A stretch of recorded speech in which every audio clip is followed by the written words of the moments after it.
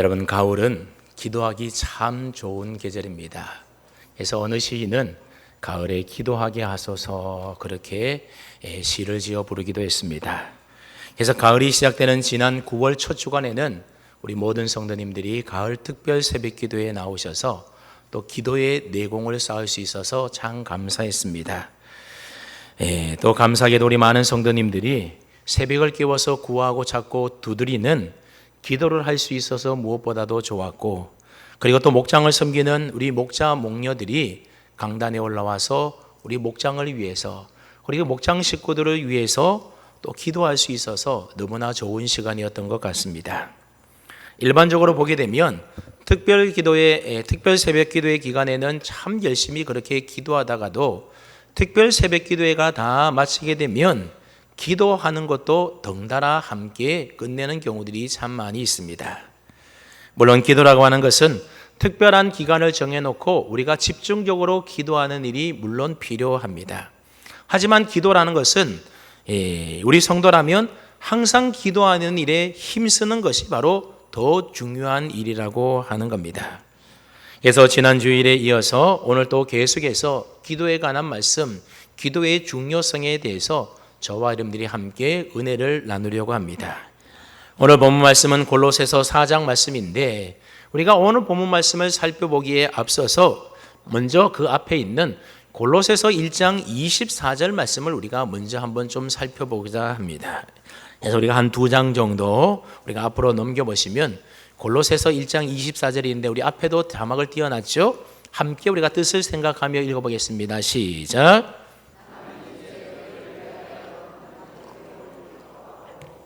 그리스도의 남은 고난을 그의 몸된 교회를 위하여 내 육체에 채우노라. 여러분, 사도 바울은 말합니다. 나는 이제 너희를 위하여 받는 괴로움을 기뻐한다. 그러면서 그리스도의 남은 고난을 그의 몸된 교회를 위하여 내 육체에 채우노라. 그렇게 고백을 하고 있습니다. 여러분, 제가 이 말씀에서 좀 주목해 볼 말이 뭔가 하면, 고난이라고 하는 것은 채우는 것이라고 하는 겁니다. 여러분, 고난은 어떻게 하는 것이라고요? 고난은 채우는 것이다. 그래서 우리 각자에게는 다 그 때의 분량에 따라서 채워야 될 고난의 그릇이 있는데, 그 그릇에다가 고난을 채운다라고 하는 겁니다. 즉, 내가 채워야 될 고난의 양이 있다라는 겁니다. 언제 그 고난이 끝나는가 하면 그것이 다 채워질 때에 고난이 끝나게 되는 것입니다. 그 고난의 양이 다 채워지게 되면 그때 가서 하나님의 역사가 일어나게 되고 하나님의 놀라운 응답이 있게 되는 겁니다. 여러분, 고난의 대명사 하면 욥이 떠오르지 않습니까? 여러분, 욥도 고난을 채워갔습니다. 그래서 그 고난이 채워지니까 하나님이 욥에게 나타나셔서 말씀하시기도 하고 욥이 회개도 하기도 하고, 그래서 욥이 하나님으로부터 갑절의 복을 누리게 되는 것입니다. 이처럼 고난이라고 하는 것은 채워지는 것이라는 겁니다. 그러므로 내가 지금 어떤 어려움과 고난을 겪고 있다라고 한다면, 나는 지금 고난을 채우고 있구나, 그런 사실을 기억할 수 있기를 바랍니다. 예레미야 29장 말씀에 보게 되면 고난은 채우는 것이라는 것을 보다 더 분명하게 좀 우리가 알 수가 있습니다. 우리 눈으로 좀 확인하기 위해서 우리 한번 성경을 찾아보겠는데요. 예레미야 29장 10절 이하의 말씀입니다. 구약 성경 1096쪽입니다. 앞에 자막이지만 여러분이 좀 성경을 찾아서 그곳에다가 좀 표시를 해놓고 여러분이 나중에 좀 다시 묵상하고 좀 읽었으면 참 좋은 말씀입니다. 예레미야 29장 10절 말씀인데, 이 말씀에 보았더니 여호와께서 이와 같이 말씀하시니라. 즉, 하나님께서 말씀하셨는데 이스라엘 백성들에게 뭐라고 말씀하셨는가 하면, 바벨론에서 70년이 차면, 그렇게 하나님이 말씀하셨다라는 겁니다. 여러분, 70년이 찬다라고 하는 말은 70년이 채워지면 그런 말인 것입니다. 그러니까 이 말씀은 고난이 채워지는 것을 시간적인 개념으로 표현한 말이다, 그렇게 보면 됩니다. 우리가 고난을 겪을 때에 어느 때는 그 고난이 한 달이 될 때도 있고, 어떤 때는 그 고난이 1년이 될 때가 있고, 어떤 때는 그 고난이 10년이 지나갈 때도 있습니다. 심지어 오늘 본문 말씀에 보면 이스라엘이 바벨론의 포로로 잡혀가서 받는 그 고난의 세월이 몇 년이 차야 된다는 겁니까? 자그마치 70년이 차야 된다는 겁니다.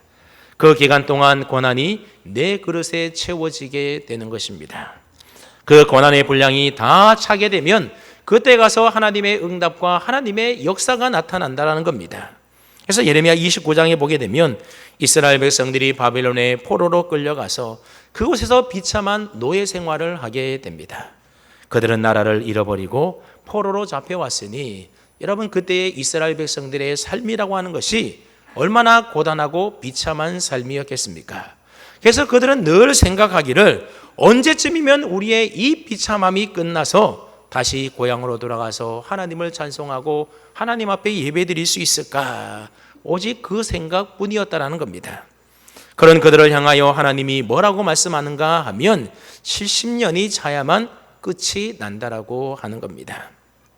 70년이라는 세월을 그저 시간만 흘러 보내는 것이 아니라 그 기간은 고난을 채우는 기간이라는 것입니다. 그래서 그 고난이 차게 되면 하나님이 어떻게 하시겠다라고 약속하고 있습니까?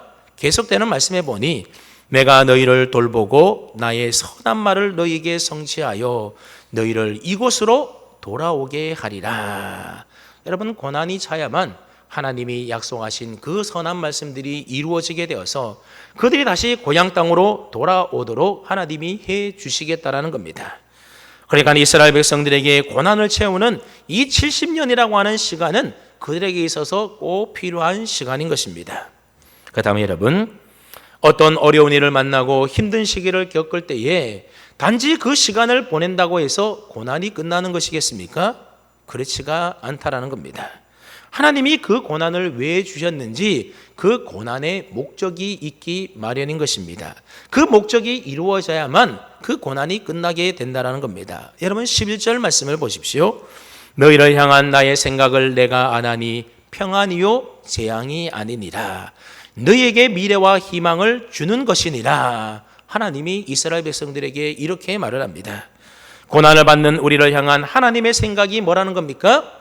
그 고난이 재앙이 아니라 평안이고 미래와 희망을 주는 생각이 고난받을 때 우리를 향한 하나님의 생각이라는 겁니다. 우리를 향한 하나님의 생각은 분명히 재앙이 아니라 평안이라고 했고 미래의 소망을 주는 것이라고 했는데 왜 그럼 하나님께서 우리에게 이런 재앙을, 고난을 허락하신다라는 겁니까? 왜 우리에게 이런 고난을 주시는 것이겠습니까? 거기에는 목적이 있기 때문이라는 겁니다. 아무런 목적이 없는 고난이 결코 없는 것입니다. 그 다음에 여러분, 우리가 고난당할 때에 하나님이 그 고난을 우리에게 채우라고 하는 그 고난의 목적이 무엇이라는 겁니까? 계속되는 12절, 13절 말씀을 우리가 함께 읽어보겠습니다. 12절, 13절입니다. 시작. 내가 너희들의 기도를 들을 것이요 너희가 온 마음으로 나를 구하면 나를 찾을 것이요 나를 만나리라. 아멘. 자, 여러분, 하나님의 목적이 뭐라는 겁니까? 이스라엘 백성들로 하여금 기도하게 만드는 것, 하나님 앞에 부르짖게 하는 것, 이게 바로 목적이라고 하는 겁니다. 고난 자체가 목적이 아니라 그 고난을 통해서 기도하는 사람으로 만드는 것, 그게 바로 하나님이 우리에게 고난을 채우게 하시고 우리에게 고난을 주시는 목적이라고 하는 겁니다. 그러면 여러분, 반드시 기억하십시오. 내가 힘겨운 고난의 터널을 지날 때에 시간만 지나간다고 해서 그 고난의 터널이 끝나는 것이 아니라고 하는 겁니다. 고난을 채워야만 끝이 나게 되어 있습니다. 그 다음에 고난을 채운다는 게 무슨 말이라는 겁니까? 고난을 채운다는 말은 기도를 채운다라는 말이라는 것입니다. 고난을 채운다는 게 단순히 내가 고난을 견디어내는 것만이 아니라 기도로 채우는 것이 바로 고난을 채운다라는 의미의 말인 것입니다. 하나님이 우리에게 고난을 허락해 주신 목적이 무엇인가 하면 저와 여러분들로 하여금 기도의 사람이 되게 하는데 그 목적이 있기 때문에 우리에게 고난을 주시고 그 고난을 채우게 하신다라는 겁니다. 그렇다면 왜 70년이라는 기간이 필요한 것이겠습니까? 사실 우리 하나님은 우리가 말 한마디만 한다 하더라도 다 들어주실 수 있으신 하나님이십니다. 마치 엄마가 아기가 울자마자 달려가서 아기를 살펴주는 것처럼 우리 하나님은 우리가 한마디의 말만 하더라도 이미 하나님은 그 모든 것들을 다 들으시고 응답해 주시고 해결해 주실 수 있는 분이십니다. 아니, 우리의 필요를 미리 다 하시고 어쩌면 우리가 구하지 않아도 능히 주실 수 있는 분이 하나님이시지 않습니까? 그런데 왜 70년이라는 기간이, 고난을 채워야 될 그 기간이 우리에게 필요한 것이겠습니까? 왜 하나님은 기도의 분량이 채워지도록 하는 것이겠습니까? 기도의 그릇에 기도의 물을 한 바가지만 부을 때 하나님이 역사하신다고 한다면, 내가 한마디 기도만 하더라도 하나님이 들어 응답해 주신다고 한다면, 여러분, 기도하는 우리의 입장에서 본다면 얼마나 좋겠습니까?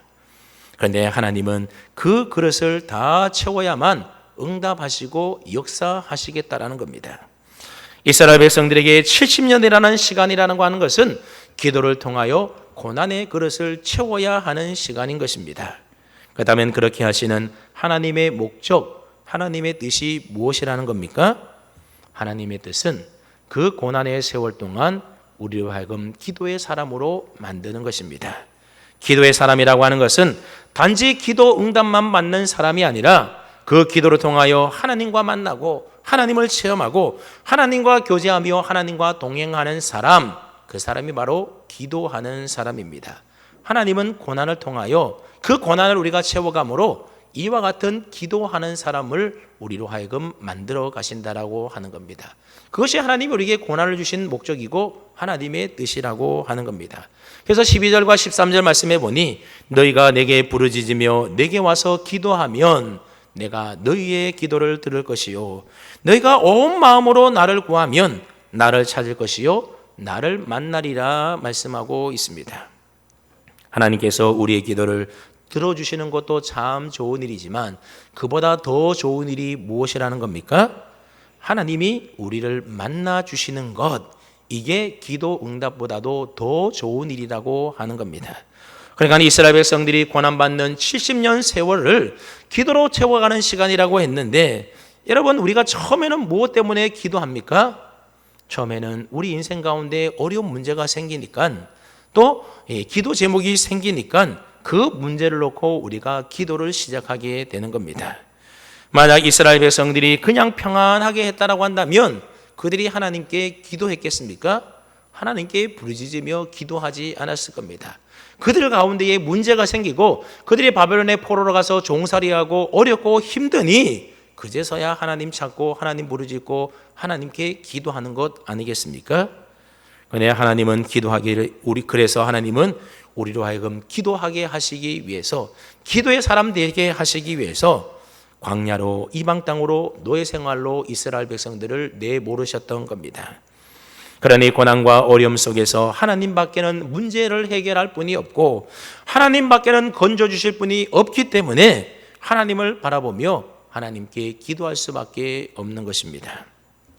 이처럼 처음에는 문제가 있어서 기도했는데, 여러분, 기도가 점점점 채워지게 되면 이제는 문제가 보이는 것이 아니라 무엇이 보이기 시작합니까?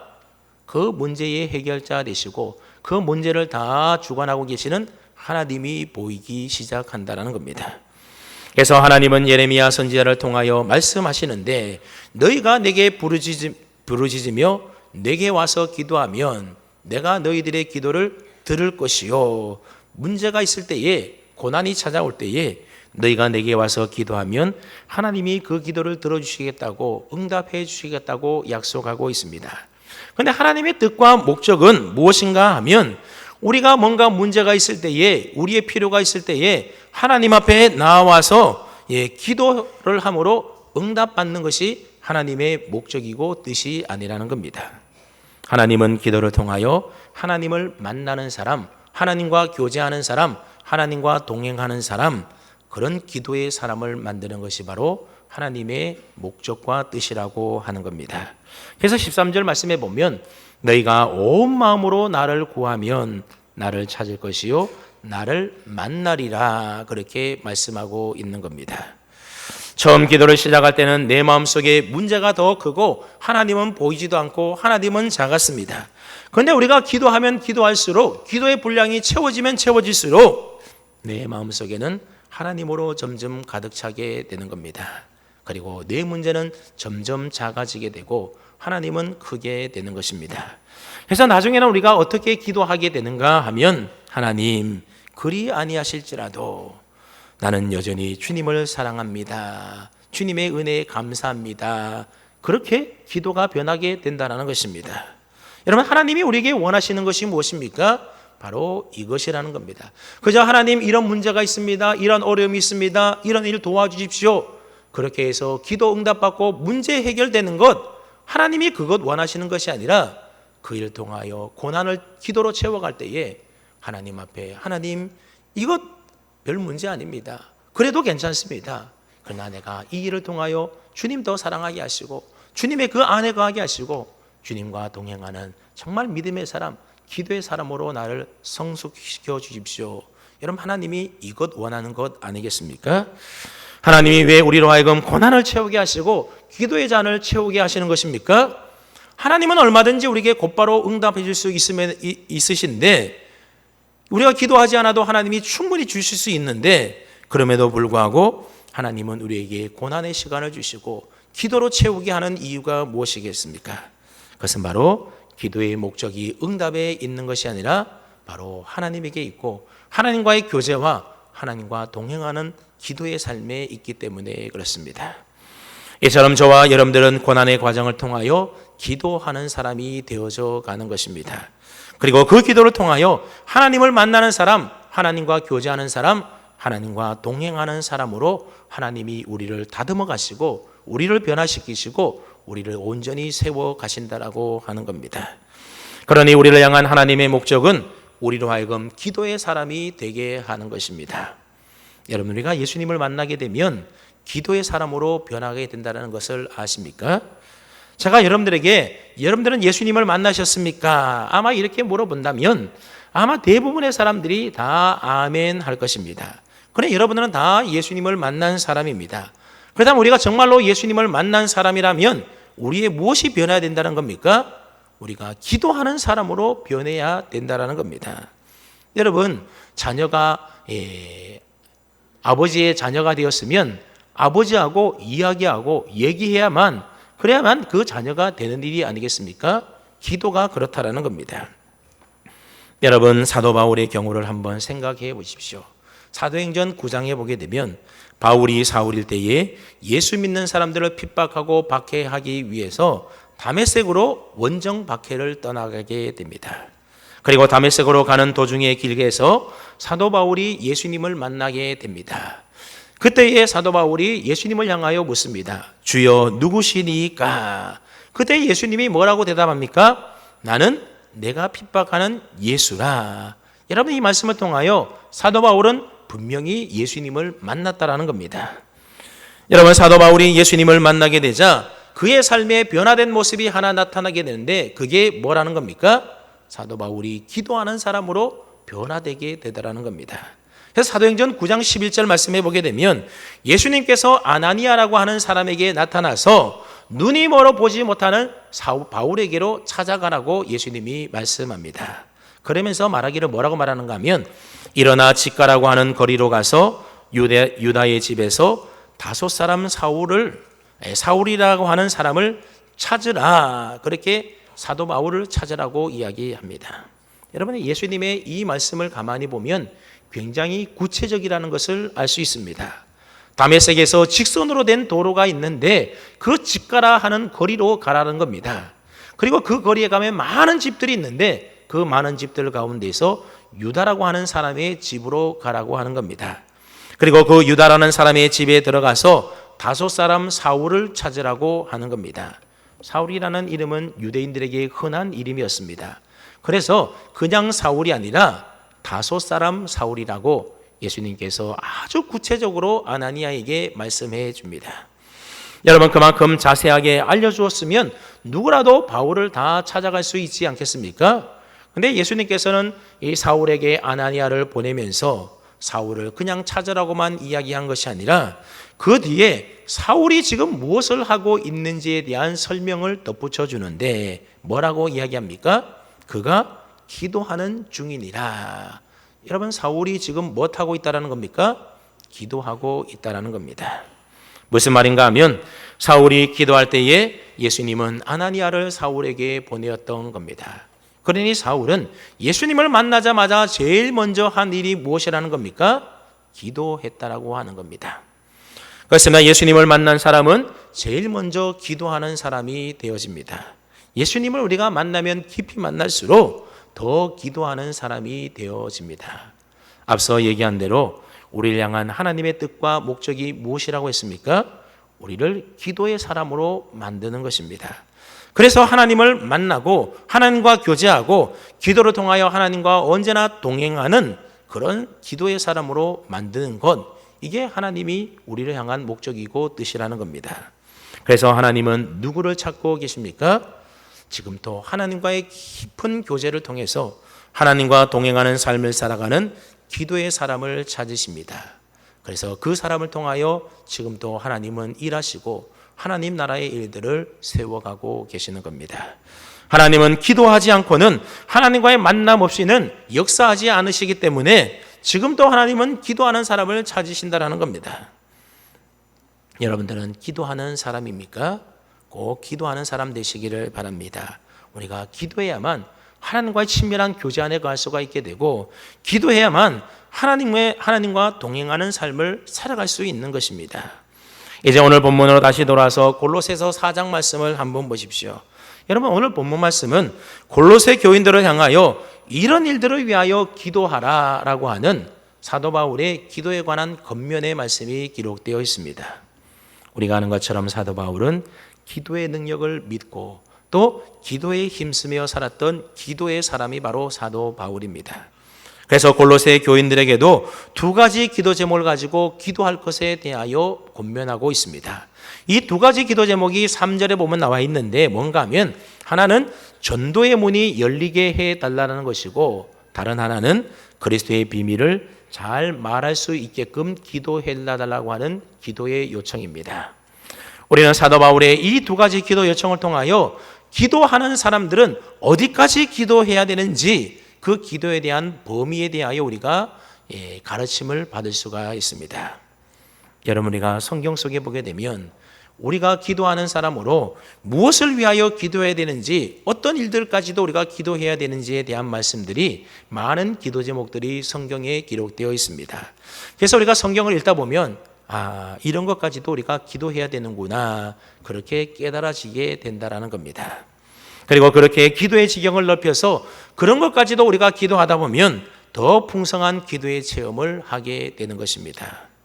아무튼 사도 바울은 골로새 교인들을 향하여 이런 것까지 기도하라고 가르치고 있는데, 어떤 것까지 기도하라고요? 우리 한번 3절 4절 말씀을 뜻을 생각하면서 다시 한번 읽어봅니다. 3절 4절입니다. 시작.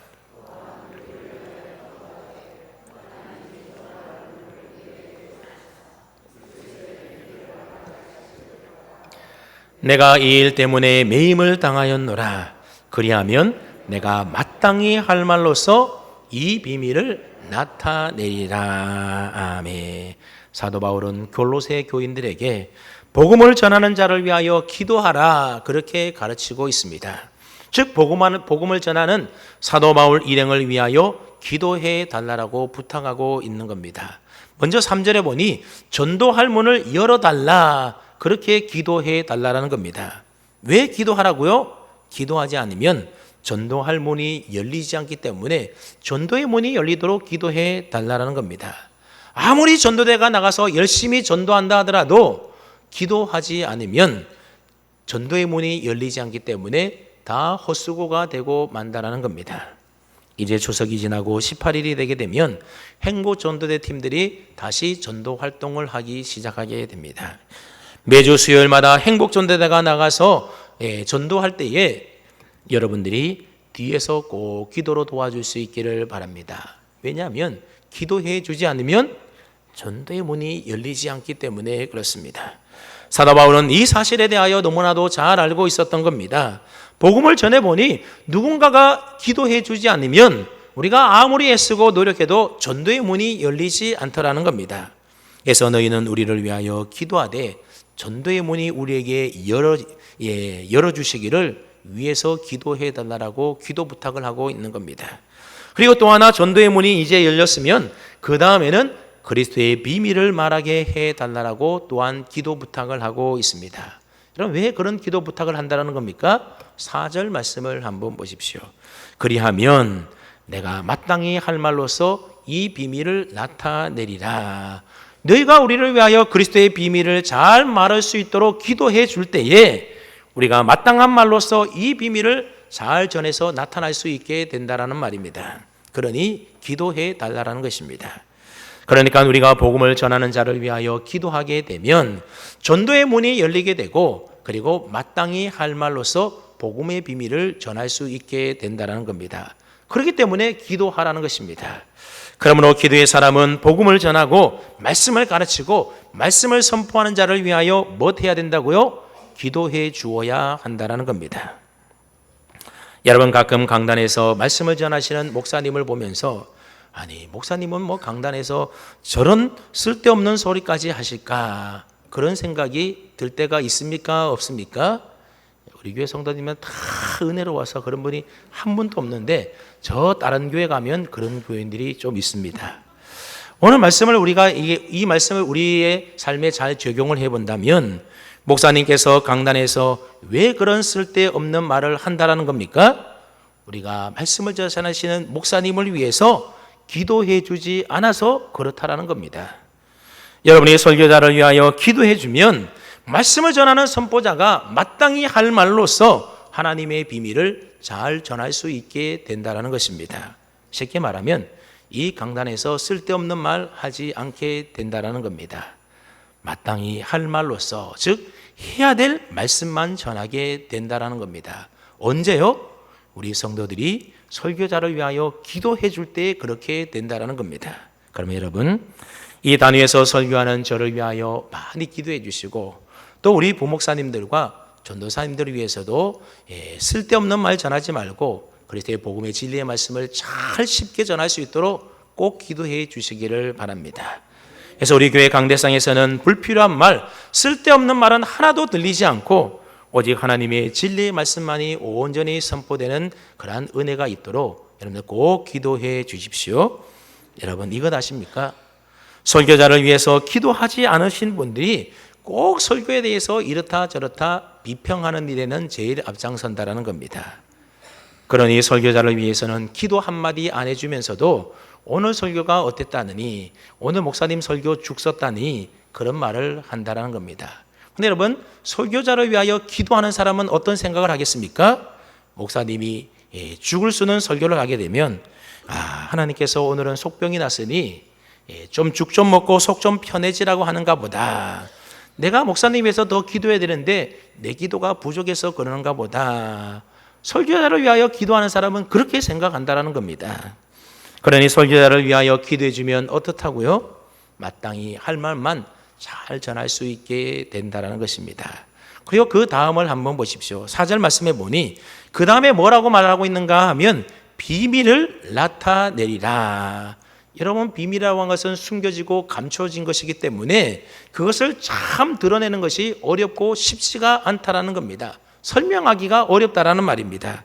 하지만 우리가 설교자를 위하여 중보하며 기도하게 되면 그 비밀이 쉽게 풀려지고 전해지게 된다라는 겁니다. 그래서 설교자가 설교하는 설교가 쉽게 이해가 되어지고 잘 알아들을 수 있게 된다라는 겁니다.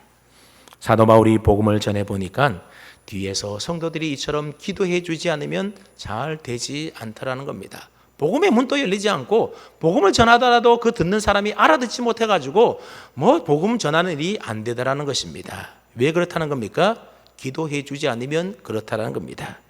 여러분 이처럼 사도 바울은 기도의 능력을 철저하게 믿었던 사람입니다. 그래서 사도 바울은 각 교회에 편지할 때마다 복음을 전하는 자신을 위하여 항상 기도해 달라고 강력하게 요청을 했던 것입니다. 오늘 본문은 아니지만 12절 말씀해 보게 되면 우리 기도의 사람들이 어디까지 기도해야 되는지 그 기도의 범위에 대해서 사도 바울이 또다시 교훈해 주고 있는데 한번 우리 12절 말씀 앞에 있죠? 뜻을 잘 생각하면서 함께 읽어봅니다. 시작.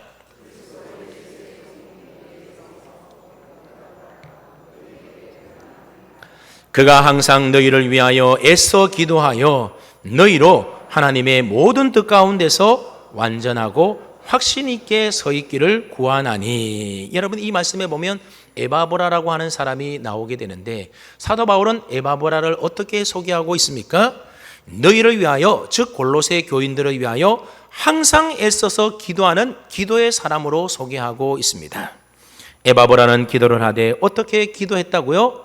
항상 기도했고 애써서 기도했다라는 겁니다. 여러분, 기도하는 데 있어서 두 단어가 중요한데, 그것은 바로 항상 그리고 애쓰고라고 하는 단어입니다. 기도는 항상 해야 하는 것이고, 기도는 우리가 하기 싫어도 해야 되는 것이고, 할 시간이 없어도 애써서 해야 되는 것이 뭐라고요? 기도라고 하는 것입니다. 그래서 기도를 우리의 삶의 우선순위로 내놓고 애써서 기도하는 일에 힘써야 하는 겁니다. 항상 그래야 된다는 겁니다. 그 다음 여러분, 에바브라의 기도 제목이 도대체 무엇이었기에 항상 애써서 기도했던 것일까요? 12절 하반절에 보니 너희로 하나님의 모든 뜻 가운데서 완전하고 확신 있게 서 있기를 구하는 것, 이것이 바로 에바브라가 항상 애쓰고 힘썼던 기도 내용이라는 것입니다. 다시 말하면 에바브라는 골로새 교회 성도들을 위하여 항상 애쓰며 기도했는데, 무엇을 위해서 항상 애쓰며 기도했다는 겁니까? 골로새 교인들이 자기의 뜻에 따라 서서 살아가는 것이 아니라 완전하고 확신 있게 오직 하나님의 뜻에 따라서 행하며 살 수 있도록 그런 믿음의 사람들로 살아가게 해달라고 에바브라는 항상 그들을 위하여 애쓰고 힘써서 기도했다라는 겁니다. 다시 말하면 그들의 삶을 좀 변화시켜 달라는 겁니다. 믿음의 사람으로 그렇게 온전히 세워 달라는 겁니다. 여러분, 우리가 기도해 보셔서 잘 알지만 사람을 변화시키는 기도가 그리 쉽습니까? 참 어려운 기도 가운데 하나가 뭐냐면 사람이 변화되기를 위하여 기도하는 것입니다. 그런데 에바브라는, 또 사도 바울은 기도의 능력을 믿었던 사람들입니다. 항상 애써서 하나님 앞에 기도하기만 하면 그 기도를 통하여 사람을 변화시킬 수 있다, 이것을 굳게 믿었다라는 겁니다. 그래서 애써서 기도하면 그 기도를 통하여 하나님의 뜻 안에서 온전히 설 수 있는 믿음의 사람으로 하나님이 변화시켜 주실 것이라는 믿음을 가지고 기도했다라는 겁니다. 그래서 지금 기도에 대하여 사도 바울이 이 에바브라의 예를 들어서 이야기하고 있는 겁니다. 여러분, 여러분의 남편이 변화되기를 원하십니까? 여러분의 아내가 변화되기를 원합니까? 여러분의 자녀가 변화되기를 원하십니까? 다른 것으로는 다 불가능할지 모르지만 오직 기도로는 변화시킬 수가 있다는 겁니다. 이 믿음 우리가 분명히 가져야 됩니다. 왜냐하면 기도는 불가능한 것을 가능케 해주시는 하나님의 능력이 되기 때문에 그렇습니다. 혹 시간이 걸릴지 모르겠지만 기도의 분량이 다 채워지게 되면 불가능한 일이 하나님의 능력으로 역사가 나타나게 되는 것입니다. 어거스틴이 그렇지 않았습니까? 나는 할 수 없고 불가능하지만 우리가 능력의 하나님 앞에 기도하면 하나님께서 그 기도를 들으시고 응답해 주셔서 그 일을 하게 하신다는 겁니다. 그래서 바울은 2절에서 이렇게 말합니다. 기도를 계속하고, 기도를 어떻게 하라고요?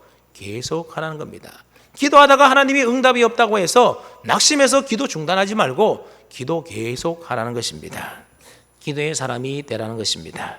근데 이 구절은 옛날 개역 한글판 성경을 읽어보게 되면 조금 더 마음에 와닿는데, 옛날 성경에 보면 기도를 계속하고 이 말이 어떻게 번역되어 있는가 하면 기도를 항상 힘쓰고 이렇게 되어 있습니다.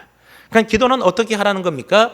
앞에서 이야기했던 에바브라처럼 항상 하는 것이고 힘써서 애써서 해야 된다는 것입니다. 그래서 에바브라는 기도할 때 항상 애써서 힘써 기도했던 겁니다.